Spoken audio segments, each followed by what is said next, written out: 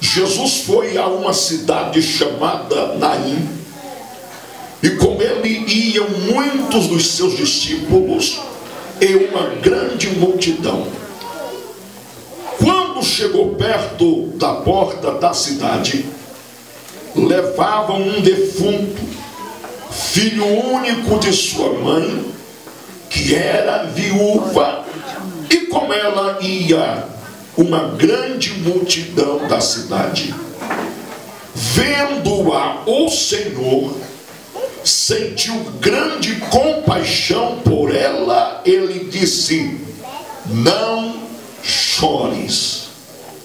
Chegando-se, tocou o esquife, e parando os que o levavam, disse: jovem, a ti te digo, levanta-te. O defunto assentou-se e começou a falar, e Jesus o entregou à sua mãe. De todos se apoderou temor, e glorificavam a Deus, dizendo: um grande profeta se levantou entre nós, e Deus visitou o seu povo.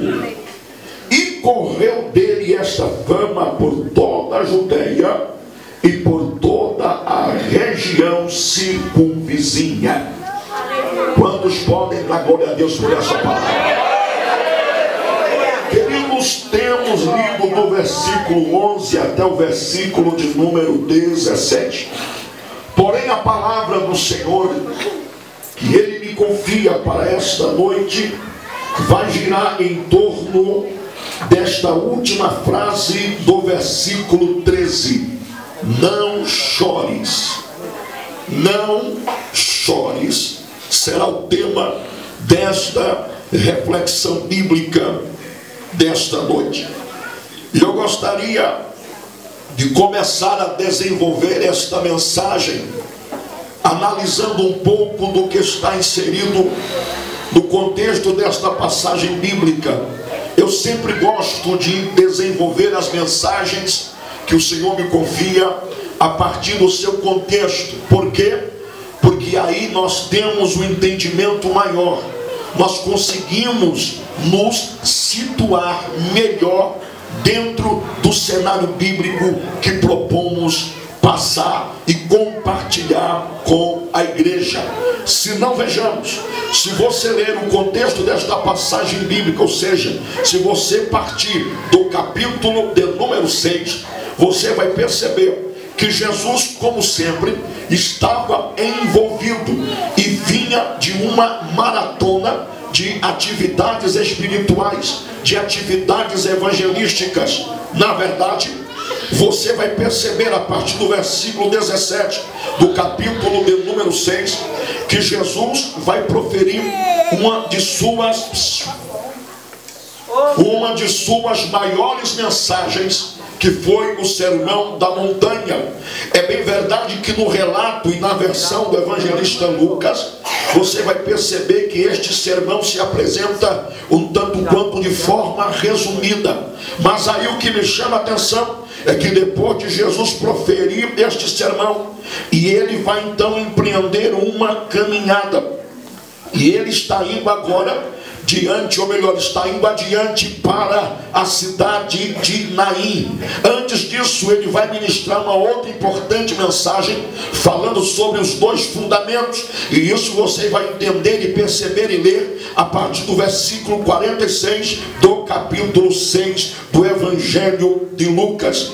Logo depois disto, meus queridos irmãos, o capítulo 7 se inicia, e a Bíblia vai dizer que, tendo Jesus concluído todos estes discursos perante o povo em Cafarnaum, ou seja, como eu disse, Jesus estava vindo de uma maratona de atividades espirituais, na qual ele havia ministrado grandes e poderosas mensagens, por grandes e poderosas verdades acerca do reino de Deus e da sua vontade para com os homens. Depois que ele termina toda toda esta maratona de pregação, de ministração, ele agora vai se deparar com uma situação de milagre. É quando ele se encontra com um centurião de Cafarnaum, cujo criado estava enfermo, e este pede, este solicita que Jesus então cure o seu criado. O que eu acho lindo na história deste servo, deste centurião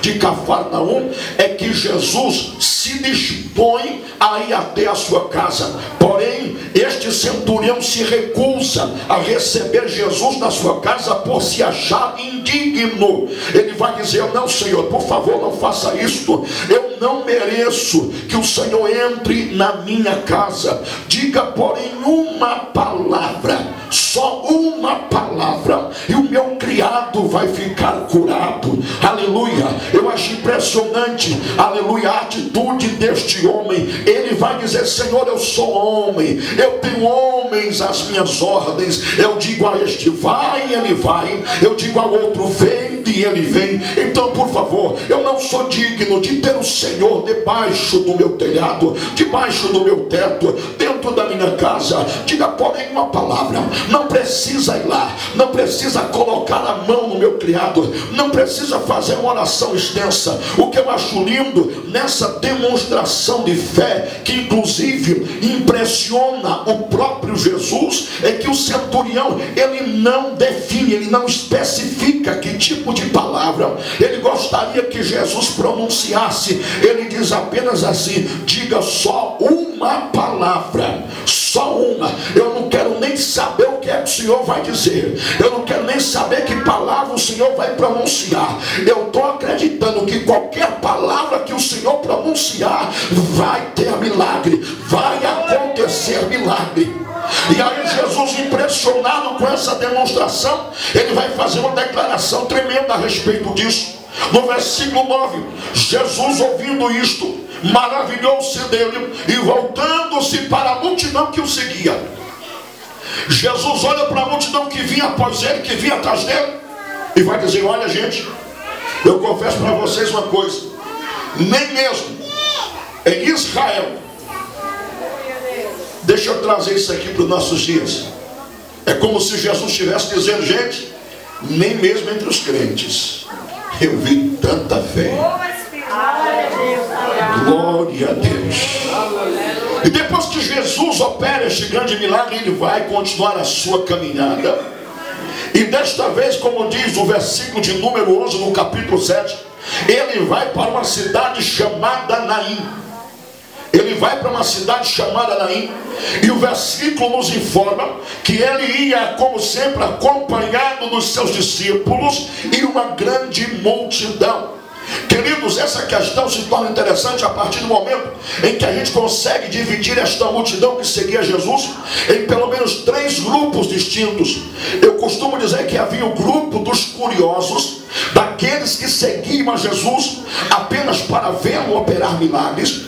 Havia o segundo grupo, e o segundo grupo era formado por pessoas que seguiam a Jesus apenas para tentar pegá-lo em algum erro, em alguma falha. Mas havia o terceiro grupo, e o terceiro grupo era formado por pessoas de fato e de verdade carentes de uma intervenção divina, carentes de um milagre. Pois bem, Jesus está vindo acompanhado desta multidão, e olha só, o texto diz que ele vai entrar na cidade. Quando ele chega perto da porta da cidade, aleluia, ele vai se deparar com uma outra multidão. Nós temos aqui 2 tipos de caravana. Nós temos com Jesus a caravana da vitória, a caravana da vida daqueles que seguiam Jesus crendo e precisando do milagre. Por outro lado, do lado oposto, vinha o que eu classifico como a caravana do velório, a caravana da morte, a caravana fúnebre. A vida e a morte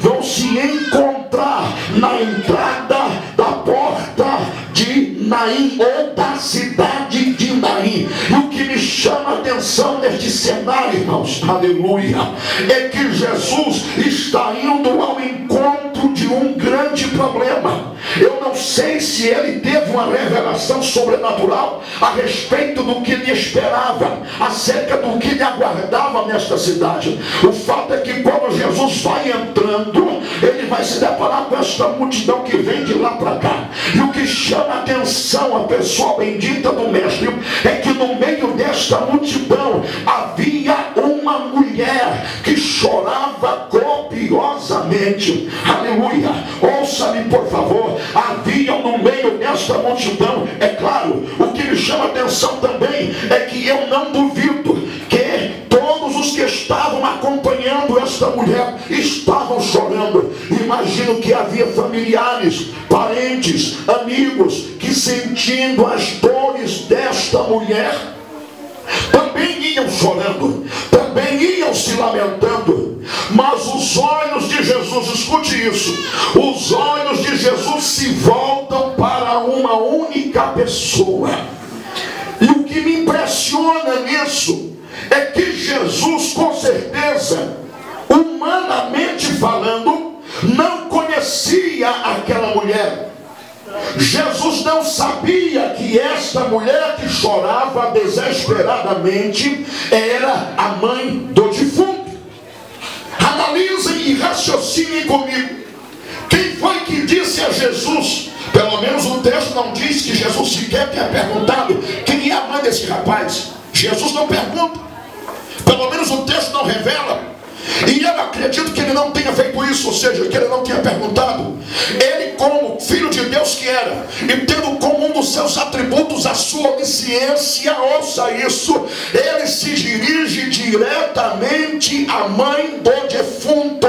Ele vai se dirigir à mãe do rapaz que estava sendo carregado para ser sepultado. E eu repito, o que mais me impressiona é essa capacidade de Jesus de